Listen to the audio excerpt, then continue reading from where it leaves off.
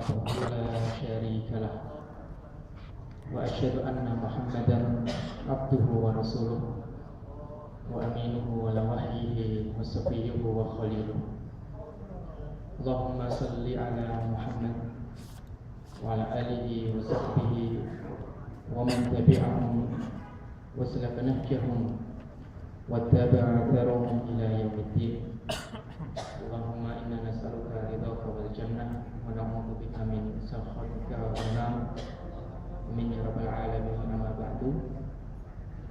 Saudara sekalian yang dimuliakan Allah Subhanahu wa taala, puji syukur alhamdulillah rabbil alamin, kita panjatkan kehadiran Allah siang hari ini.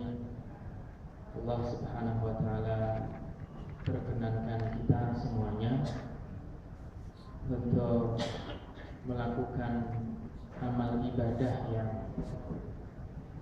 mulia di dalam Islam, yaitu tafaqquh fiddin, mendalami ilmu agama Islam sebagaimana yang disampaikan oleh sahabat mulia Abu Darda dan Abu Hurairah radhiyallahu anhuma, bahwa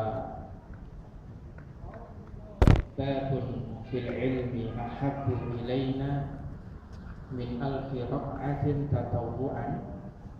Satu bab yang kita pelajari dalam urusan ilmu itu lebih kami cintai, kata Abu Hurairah dan Abu Darda, daripada 1000 rakaat tatawwu', ibadah tambahan, ibadah sunnah. Maka saudara sekalian yang dimuliakan Allah, kita berharap mudah-mudahan Allah Subhanahu wa taala memberikan kepada kita ilmu yang bermanfaat. Amin ya rabbal alamin. Saudara sekalian yang dimuliakan Allah, tema kita pada siang hari ini adalah mendulang pelajaran iman dari peristiwa-peristiwa yang terjadi di Badar. Yang insya Allah kita nanti akan membahas bagaimana Al-Quranul Karim merekam peristiwa penting besar di kota Madinah yang menjadi tonggak awal perubahan strategi dakwah Nabi di sana, di mana Rasulullah SAW ketika masih di Mekah, bahkan ketika 2 tahun pertama di Madinah, tidak pernah menggunakan strategi melawan ketika diserang dalam dakwahnya. Dan perang pertama kali yang terjadi dalam sejarah hidup beliau adalah perang Badar, yang Al-Quran menyebut sebagai Yaumal Furqan, perang Al-Furqan, hari Al-Furqan, hari perpisahan antara hak dan batil.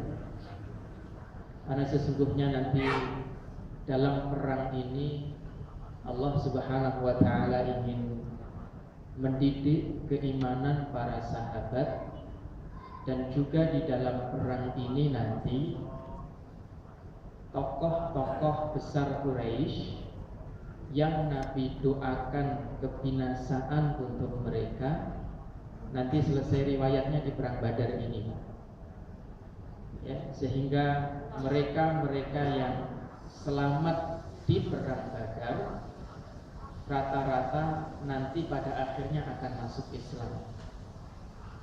Adapun tokoh-tokoh ataupun elit-elit Quraisy, ya, yang memang Nabi secara spesifik mendoakan kebinasaan untuk mereka, nanti akan meninggal di Badar. Seperti Utbah bin Rabi'ah, ya, Utbah itu suaminya Hindun dari Abdus Syams, ya, yang meninggal di tangan Hamzah. Makanya nanti Hindun sebelum masuk Islam mengutus Wahsy untuk melempar Hamzah dengan menggunakan tombak dari belakangnya, secara aturan perang begitu itu tidak diperbolehkan. Ya, perang itu harus berhadap-hadapan, tidak boleh memukul orang dari arah belakang. Utbah bin Rabi'ah nanti mati, kemudian Syaibah bin Rabi'ah juga mati, Al-Walid bin Utbah bin Rabi'ah juga sama, Abu Jahal pun nanti juga selesai riwayatnya di perang Badar. Nah, saudara sekalian yang dimuliakan Allah Subhanahu wa taala, kita ingin mencoba untuk menggali pelajaran-pelajaran iman yang bertebaran sangat banyak sekali dari peristiwa Badar. Saudara sekalian yang dimuliakan Allah Subhanahu wa taala, yang punya Al-Qur'an bisa dibuka surat Al-Anfal ayat 5. Perjalanan kita dalam menggali pelajaran iman dari perang Badar akan kita mulai dari surat Al-Anfal ayat 5. Ketika Allah Subhanahu wa taala berfirman, "Kama akhrajaka rabbuka min baitika bil haqq wa inna fariqan minal mu'minina lakarihun." Muhammad, sebagaimana Tuhanmu telah memintamu keluar untuk pergi ke Badar dengan membawa kebenaran, akan tetapi sebagian dari orang-orang beriman enggan untuk melakukan itu.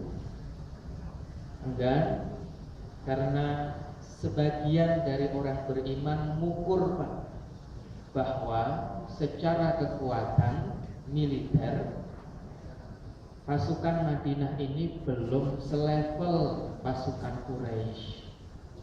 Makanya ada sekelompok orang-orang beriman yang garibu, yang enggan untuk keluar dari rumah. Apa yang mereka lakukan? Yujadilunaka bil haqq ba'dama tabayyana ka'annama yusaquna ilal mauti wa hum yanzurun. Mereka mendebatmu Muhammad, mendebat Rasulullah sallallahu alaihi wasallam, menyampaikan argumennya bahwa kita Rasulullah sekarang ini belum waktunya untuk berperang besar dengan mereka. Kalau cuma perang-perang seperti perang Buat, perang Wadan, perang-perang kecil sebelum perang Badar, kita siap. Ada rombongan datang, ya, kemudian kita kejar, kita ambil, yang begitu kita siap. Tapi kalau harus perang besar, ketemu face to face antara pasukan Islam Madinah dengan Mekah, maka kita belum siap. Ka'annama yusaquna ilal maut, seolah-olah mereka itu digiring menuju kematian, wahum yanzurun, padahal mereka mengetahui bahwa kematian itu adalah pasti. Orang perang atau tidak perang, tapi kematian itu pasti akan terjadi. Diskusi kan? Tapi diskusinya penuh dengan adab, penuh dengan sopan santun. Ya, beda. Nanti silahkan dibaca sirah nabawiyah bagaimana dialog antara sahabat dengan Rasulullah ketika itu, sangat santun Pak. Beda dengan Nabi Musa alaihissalam dengan orang Bani Israel, ya, yang subhanallah, Bani Israel manggil nabinya wahai Musa, wahai Musa, wahai Musa. Silahkan nanti disimak dalam Quran. Bani Israel tidak pernah memanggil Nabi Musa sebagai Rasulullah, tidak pernah. Manggilnya wahai Musa. Tidak pakai adab Pak diskusi dengan nabinya. Sahabat tidak demikian, sangat beradab sekali. Sampai kemudian Rasulullah SAW melihat kaum muhajirin, ada kaum ansar. Rasulullah lihat kaum muhajirin, kemudian berdirilah salah seorang wakil dari kaum muhajirin yang bernama Miqdad bin Amr. Lalu Miqdad mengatakan kepada Rasulullah, wahai Rasulullah, kami tidak ingin seperti Bani Israel kepada Musa ketika Allah perintahkan mereka untuk pergi berperang masuk di Palestina. Maka Bani Israel mengatakan kepada Musa, ya Musa, idhab anta wa rabbuka innaha huna qa'idun. Wahai Musa, pergilah kamu bersama Tuhanmu, faqatilah, kalian berdua saja yang berperang, innaha huna qa'idun, kami duduk-duduk manis di sini. Mikdad bin Amr. Akan tetapi Rasulullah, kami katakan bahwa pergilah engkau bersama Tuhanmu dan kami adalah pasukan yang siap untuk berperang bersama. Ya. Karena dalam Al-Quran para sahabat itu banyak belajar dari akhlaknya Bani Israel kepada Nabi Musa, sehingga mereka tidak ingin mengulang akhlak yang buruk sebuah masyarakat kepada nabinya itu terjadi kepada mereka para sahabat. Ya. Kemudian Rasulullah melihat ke Ansor, di sana ada Sa'ad bin Mu'ad, pemimpin kaum Ansor. Kemudian Sa'ad bin Mu'ad juga mengatakan kepada Rasulullah, wahai Rasulullah, seandainya engkau mengarungi lautan, ya, maka kami pun akan mengarungi lautan di belakangmu. Ya. Seandainya di depan ada lautan, Rasulullah masuk ke laut, nyebrang, maka kami orang-orang Ansor juga akan mengikuti. Sampai pada akhirnya mereka-mereka yang tadi berdiskusi dengan Nabi untuk tidak pergi berperang saja, itu pada akhirnya termotivasi oleh kalimat Mikdad bin Amr, termotivasi oleh kalimat Sa'ad bin Mu'ad, hingga pada akhirnya Rasulullah SAW pun juga menjanjikan kepada para sahabat, ya, mengiming-imingi, Pak, nanti di Badar kita punya dua kemungkinan yang kita temui di Badar adalah pasukan Quraisy yang siap untuk berperang, tapi juga ada kemungkinan yang kita temui di Badar nanti adalah pasukannya Abu Sufyan yang baru saja pulang dari Syam membawa harta yang banyak yang mereka tidak siap untuk berperang. Nanti duluan mana kita ketemu dengan pasukan Quraisy atau kita ketemu dengan pasukannya, dengan rombongan dagangnya Abu Sufyan? Rasulullah mengatakan demikian, Pak. Ya, 50-50. Bisa jadi nanti yang kita temui di Badar pasukan yang siap berperang, tapi juga ada kemungkinan yang kita temui di sana adalah rombongan dagang Abu Sufyan yang pulang dari Syam bawa harta yang banyak, mereka nggak siap untuk berperang. Ya. Yang ini antum semua bisa membuka di dalam surat yang sama, ayat 42, id antum bil udwadid dunya wa hum bil udwadil quswa warabbu asfala minkum. Nanti ketika Rasulullah betul-betul berangkat ke Badar, memang ternyata betul Rasulullah ada di tempat yang rendah, musuhnya ada di tempat yang tinggi, dan ternyata di bawah Rasulullah itu ada rombongan dagangnya Abu Sufyan. Gitu. Jadi Rasulullah dan pasukan Islam persis di tengah-tengah, Pak. Di atas ada orang-orang Quraisy, di bawahnya ada rombongan dagangnya Abu Sufyan. 50-50. Makanya apa kata sahabat hari itu? Allah Subhanahu wa taala berfirman pada ayat yang ke-7. Ayat yang ke-7 Allah menyampaikan, wa id ya'idukumullahu ihdat ta'ifataini annaha lakum. Ketika Allah memberikan janji kepada kalian tentang dua kelompok yang akan kalian temui di Badar, bisa jadi pasukan yang siap perang, bisa jadi rombongan dagang yang memberikan banyak ghanimah, rampasan perang kepada kalian. Apa yang dipilih sahabat? Begitu keluar dari Madinah, maka para sahabat watawadduna anna ghaira dzati syauqati takunu lakum. Kalian pergi ke Badar, kalian berharap bahwa nanti di Badar yang kalian temui adalah ghaira dzati syauqah, kelompok yang tidak berduri. Kelompok tidak berduri itu artinya rombongan dagang dari Syam, hendak siap perang, bahkan bawa perniagaan yang banyak, bawa uang yang banyak, ya. Apalagi hari itu baru pulang dari Syam, perniagaannya banyak. Utsman bin Affan itu pernah pulang dari Syam, itu masuk ke Madinah sampai berguncang, Pak. Rajjatil Madinah, tanah Madinah itu berguncang karena apa? rombongan kafilah untanya Utsman baru saja pulang dari Syam.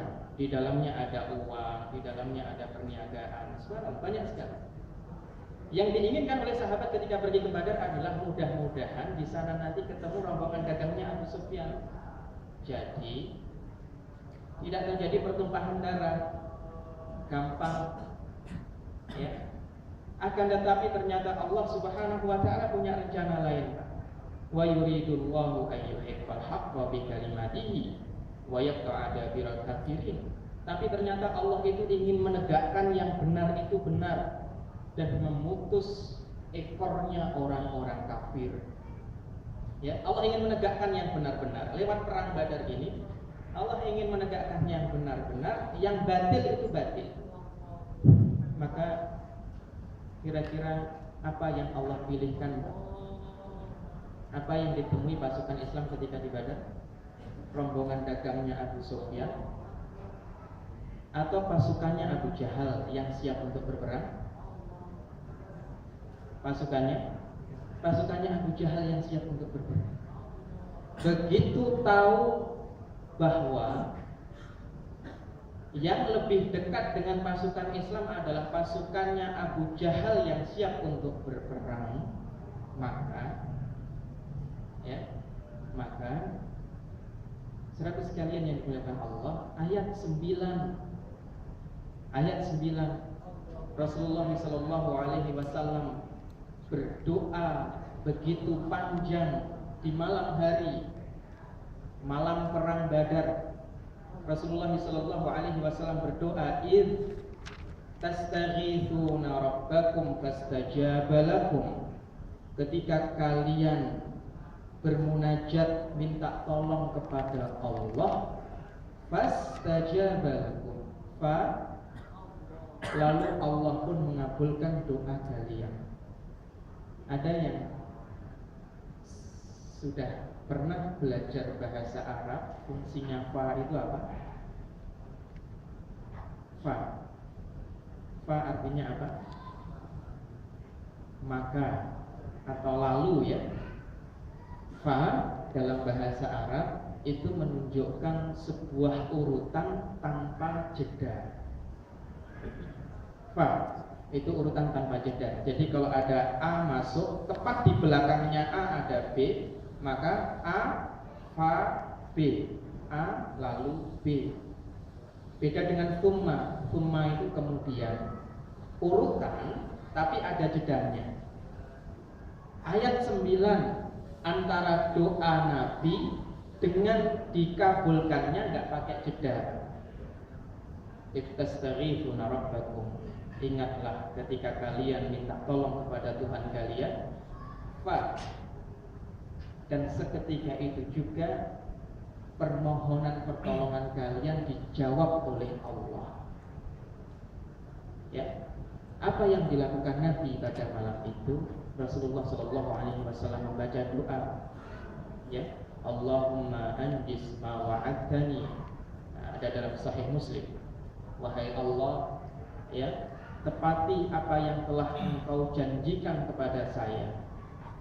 Allahumma ati ma wa'adtani. Wahai Allah, karuniakan apa yang telah Engkau janjikan kepadaku. Dan Rasulullah berdoa, Allahumma in tuhlik hadhihi al-isabah min ahli al-Islam lam tu'bad fil ardi ba'dahu abadan. Wahai Allah, jika Engkau hancurkan sekelompok kecil dari pasukan Islam ini, maka Engkau tidak akan pernah lagi disembah di muka bumi selamanya. Dan kalimat itu dibaca sering oleh Nabi. Walaupun kalimat doa Nabi yang terakhir itu kalau dianalisa sangat menarik sekali. Jika Engkau hancurkan kelompok kecil dari pasukan Islam ini, Engkau tidak akan disembah lagi di muka bumi. Ya, ini menarik untuk dianalisa sebenarnya. Ini doa yang merupakan kolaborasi antara dua rasa yang sangat takut dan penuh harap kepada Allah Subhanahu wa taala.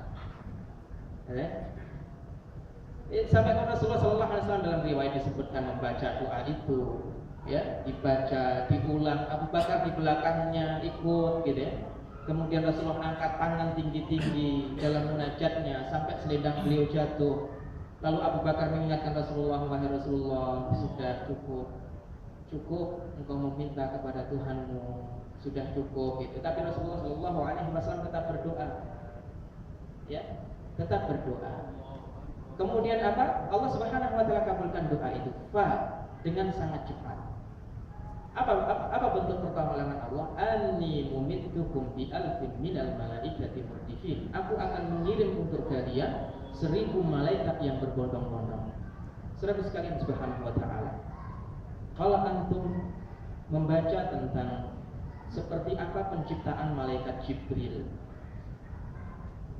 di mana malaikat itu ada yang punya sayap matna 2, wa thulatha, ada yang 3, wa ruba', ada yang 4. Tapi untuk Jibril, Allah Subhanahu wa taala memberikan 600 sayap, yang sekali beliau mengepakkan sayap tertutup dari ujung barat sampai ujung timur. Riwayat yang sahih tentang bentuk penciptaan malaikat Jibril. Ya. Saya cuma ingin menyampaikan bahwa kalau toh Allah ngirim Jibril saja selesai, Pak, musuh di Badar itu. Saya bayangkan Allah ingin memberikan lipatan-lipatan bonus untuk Nabi, ya, untuk doa yang penuh harap kepada Allah Subhanahu wa taala. Kalau dikirim 1 malaikat saja selesai sebenarnya pasukan musuh Quraisy di Badar itu. Saya bayangkan Allah tidak hanya cukup mengirim 1, Allah kirim 1000 sebagai bentuk penghormatan untuk hati-hati yang selalu bergantung kepada Allah Subhanahu wa taala. Kirim 1000, ya, dikirim 1000 hingga pada akhirnya, saudara sekalian yang dimuliakan Allah Subhanahu wa taala, akhirnya 1000 malaikat inilah yang membantu pasukan Islam di Badar, dan nanti pada akhirnya Allah Subhanahu wa taala memberikan kemenangan. Tapi saudara sekalian yang Allah Subhanahu wa taala, ada hal yang menarik yang ingin kita kaji bersama-sama, bahwa ketika Rasulullah sallallahu alaihi wasallam sampai di Badar, surat Al-Anfal ayat 42, ya, Rasulullah sudah sampai di Badar. Allah mengatakan id antum bil udwatid dunya, ketika kalian berada di lembah yang rendah, wahum bil udwatil quswa, dan musuh kalian ada di lembah yang tinggi, warrakbu asfala minkum, sedangkan rombongan dagang Abu Sufyan ada di bawah kalian. Diapit di tengah, Pak. Ditambah lagi, saudara sekalian, posisi atas yang dipilih oleh orang-orang kafir Quraisy adalah posisi yang paling strategis di Badar. Mengapa? Karena posisi atas itu lebih dekat ke sumber-sumber air dan lebih dekat ke medan Badar yang nanti akan menjadi lapangan untuk berlaga dalam perang. Pasukan Islam ada di bawah, Pak, yang jauh dari akses mata air, sumber mata air, dan juga jauh dari tempat perang Badar nanti akan dilaksanakan. Ya. Ditambah lagi, saudara sekalian, ini orang hari itu dalam bermain strategi, Rasulullah juga main strategi, ya, juga bermain strategi. Ditambah lagi, tempat yang dipilih oleh kafir Quraisy itu adalah tempat strategis karena tanahnya tanah liat, yang kalau pasukan berkuda itu menapakkan kakinya, maka akan mudah dan tidak menjadikan telapak kaki kuda itu gampang lelah, karena tanahnya tanah liat. Jadi telapak kaki kuda pasukan musuh, gitu ya, itu akan kuat, Pak. Kudanya nggak gampang capek. Begitu juga ada pasukan-pasukan kavaleri yang berjalan kaki, telapak kaki mereka ketika menapakkan di tanah liat yang keras, itu tidak gampang capek. Berbeda dengan tempat yang diambil oleh Nabi karena keduluan orang Quraisy. Rasulullah SAW di tempat yang rendah itu, tanahnya adalah tanah yang berpasir. Tanah yang berpasir yang kalau dilewati oleh kuda membuat kuda cepat lelah. Kalau dilewati oleh orang maka membuat orang gampang capek. Ya, dan begitu nyampe Badar, ya, ini yang disebut posisi menentukan prestasi. Tapi akan kita lihat bukan hanya sekedar posisi yang menentukan prestasi, tapi rencana Allah yang menentukan mana yang menang, mana yang kalah. Gitu ya? Bukan hanya sekedar posisi, tapi rencana Allah. Inna kaidi matin, rencanaku itu sangat kuat, tidak bisa diudar oleh siapapun. Sehingga apa yang terjadi pada malam itu, ya, begitu Rasulullah berdoa bermunajat kepada Allah, antum bisa baca surat Al-Anfal ayat 11. Al-Quran mengatakan id yughashshikumun nu'as, ketika kalian diliputi dengan rasa ngantuk. Amanatan, sebagai bentuk rasa aman untuk kalian. Wa yunazzilu 'alaikum minas samaa'i ma'an, dan Allah menurunkan air dari langit. Saudara sekalian yang Allah Subhanahu wa taala, begitu Allah Subhanahu wa taala turunkan hujan di Badar pada malam itu, maka liyutahhirakum bihi, untuk mensucikan kalian, wa yudhiba ankum rijzas syaitan, dan untuk mengusir jauh-jauh waswas setan. Bagaimana air hujan bisa mengusir waswasnya setan? Saudara sekalian yang Allah Subhanahu wa taala, ketika malam hari sebelum perang Badar, pasukan Islam dan pasukan musuh pada membuat tenda. Begitu membuat tenda, maka pada malam hari hujan. Dan yang perlu kita ketahui adalah karakter tanah pasir ketika terkena air hujan, maka akan cepat menyerap air itu, sehingga tidak menjadikan tanah itu becek. Sehingga sahabat pada malam hari itu nyenyak dalam tidurnya. Itu tanah pasir, begitu kena air hujan langsung bisa gitu, tidak bikin sekitarnya becek, gitu ya, tidak bikin sekitarnya becek. Sehingga apa? It yughashshikumun nu'as, ketika kalian diliputi rasa ngantuk. Betul Pak, tidak ada satupun sahabat yang melek pada malam itu, bahkan yang berjaga. Ada salah seorang sahabat yang mengatakan, menceritakan tentang keadaan yang terjadi pada malam itu. Saya mencoba untuk membuka mata, tapi pada akhirnya saya tidur sampai pedang saya jatuh. Saya terbangun, saya ambil lagi, saya buka mata saya, tapi pada akhirnya tertidur dan pedang saya jatuh lagi. Sampai itu terulang berkali-kali. Kenapa? Karena bahasa Allah adalah id yughashshikumun nu'as. Yughashshi, ghisya itu artinya adalah menyelimuti. Jadi para sahabat itu mau menghadap kemana saja ngantuk Pak, mau jalan ngantuk, mau ngapain aja pasti ngantuk. Karena bahasa Quran adalah yughashshikumun nu'as, ngantuk itu meliputi kalian, menyelimuti kalian. Nah, saudara sekalian subhanahu wa ta'ala, begitu mereka ngantuk, tidur pulas di malam hari, ya. Dan yang menarik adalah Al-Anfal ayat yang sama, surat yang sama ayat 43. Apa? Id yurikahumullahu fi manamika qalila. Ternyata bukan hanya tidur nyenyak Pak. Dalam tidur itu Allah Subhanahu wa ta'ala jadikan semua sahabat bermimpi bahwa jumlah pasukan musuhnya lebih sedikit. Kan? Seandainya sahabat melek Pak, diwaswasin terus sama setan Pak. Wah, besok pasukanmu lebih banyak. Orang berangkat dari Madinah aja ada yang keberatan kan? Ya, berangkat dari Madinah aja ada yang keberatan. Sehingga kalau malam itu melek, setan akan memasukkan waswas, besok kamu akan seperti ini, akan seperti ini. Akhirnya apa? Allah tidurkan Pak. Begitu tidur, Allah kasih mimpi yang menyenangkan. Apa mimpinya? Jumlah musuhnya terlihat lebih sedikit.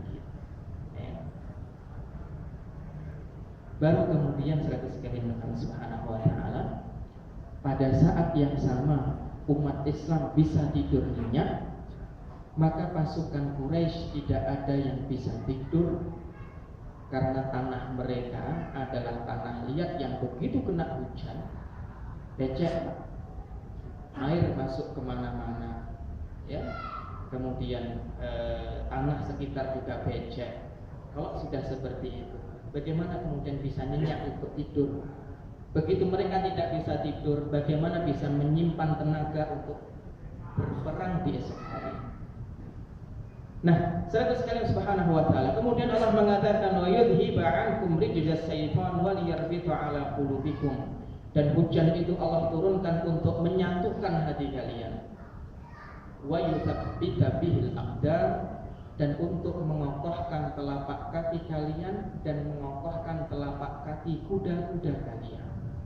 Saudara sekalian Allah subhanahu wa ta'ala, begitu malam hari hujan, ya, begitu malam hari hujan, karakter tanah yang berbeda antara tanah yang ditempati oleh orang Islam dan tanah yang ditempati oleh orang-orang kafir Quraisy, ya.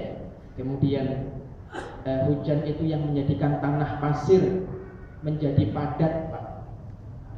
Dan begitu padat, esok harinya Rasulullah SAW menapakkan kaki dengan sangat mudah dan tidak gampang lelah. Dan pada saat yang sama orang-orang kafir Quraisy, ya, tanah liat yang sangat becek itu membuat lelah telapak kaki kuda mereka dan juga pasukan perang mereka. Yang itu ternyata mengakibatkan keterlambatan pasukan Quraisy untuk sampai di medan Badar, padahal tempat mereka lebih dekat. Begitu Rasulullah SAW jalannya lebih mudah, telapak kaki lebih ringan, nyampe Badar duluan, disitulah kemudian Rasulullah SAW mengatur strategi perang, musuh belum nyampe, sampai pada akhirnya Rasulullah bisa menetapkan posisi kita di sini. Kalau ini Badar, Pak, ya, ini Badar, musuh di sini, Rasulullah dari sini, maka di sini ini ada mata-mata air, Pak, ada mata air yang banyak, ya. Maka Rasulullah SAW berkata kepada sahabat-sahabatnya, kita posisinya di sini. Kemudian Habbab bin Munzir mengatakan, wahai Rasulullah, menetapkan posisi di sini ini wahyu dari Allah atau hanya strategi perang? Rasulullah mengatakan ini hanya taktik. Maka Habbab mengatakan, kalau ini strategi perang, saya juga punya strategi, wahai Rasulullah. Sebaiknya tempat kita di depan mata air. Ini buah karena pasukan Islam sampai di medan Badar lebih dulu sehingga bisa milih tempat.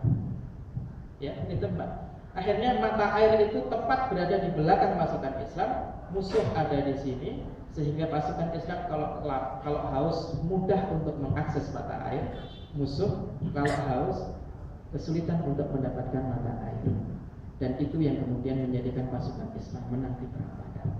Saudara sekalian subhanahu wa ta'ala, ada banyak hal yang kita bisa ambil, tapi satu saja, Pak, satu saja yang saya berharap ini mudah untuk diingat, ya. Ketika membaca peristiwa Badar, saya teringat hadis Rasulullah SAW dari Abdullah bin Abbas radhiyallahu anhuma, hadis yang dihasankan oleh Syekh Al-Albani, hadis yang derajatnya hasan. Rasulullah SAW bersabda, ta'arraf ilallahi firraha ya'rifka fisyiddah. Kenali Allah ketika engkau lapang, maka Allah akan mengenalimu ketika engkau dalam kesulitan. Saudara sekalian subhanahu wa ta'ala, sebelum perang Badar, umat Islam adalah manusia-manusia yang paling kuat bergantungnya kepada Allah. Manusia-manusia yang ketika diperintahkan oleh Allah sami'na wa ata'na. Orang-orang yang kalau diperintahkan oleh Rasulullah selalu sami'na wa ata'na. Orang-orang yang selalu menjaga ketaatan kepada Allah sebelum perang Badar. Begitu perang Badar dan mereka menghadapi lipatan-lipatan kesulitan, maka ya'rifka fisyiddah, saat itulah Allah tetap mengenali mereka. Kalau Allah tetap kenal kepada mereka, Allah tidak diam. Allah akan memberikan bantuannya kepada mereka. Dan siapakah yang lebih beruntung dari orang yang selalu dibantu oleh Allah dan orang yang selalu dibersamai oleh Allah. Ta'arraf ilallahi firraha ya'rifka fisyiddah. Kenali Allah ketika engkau lapang, maka Allah akan mengenalimu ketika engkau susah. Ya, mereka adalah orang-orang yang ketika menghadapi kesulitan tidak kehilangan Allah. Baik. Orang biasanya kalau sudah stres, Allahnya entah dikemanain. Ya. Orang kalau sudah banyak pikiran, terkadang Allahnya dilupakan. Punya masalah yang besar, terkadang Allahnya ditinggalkan. Tapi tidak seperti itu dengan Rasulullah dan pasukan Badar. Ya, mereka tetap mampu menghadirkan Allah ketika berada dalam kesulitan-kesulitan. Sehingga apa? Sehingga mereka serta sekalian Allah Subhanahu wa taala tetap diperhatikan oleh Allah, tetap ditolong oleh Allah dan tetap dibersamai oleh Allah Subhanahu wa taala. Sehingga itu menyebabkan kemenangan mereka. Serta sekalian dimakan Allah Subhanahu wa taala. Jadi satu saja pelajaran iman yang bisa kita ambil, walaupun subhanallah kalau kita mau pretelin satu persatu dari setiap ayat. Tadi saya tidak membahas pilihan kata.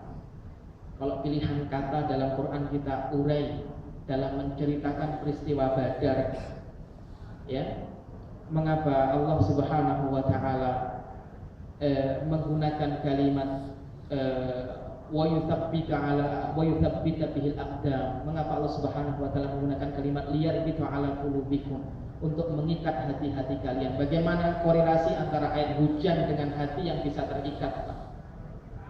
Ya, bagaimana air hujan bisa menyatukan hati, bagaimana air hujan bisa mengokohkan telapak kaki, bagaimana air hujan bisa membersihkan godaan-godaan syaitan, bagaimana air hujan bisa mensucikan kita. Kalau kita retelin satu-satu gitu, kita urai satu-satu, maka subhanallah, pelajaran di Badar itu lebih dari 100 pelajaran iman bisa kita keluarkan.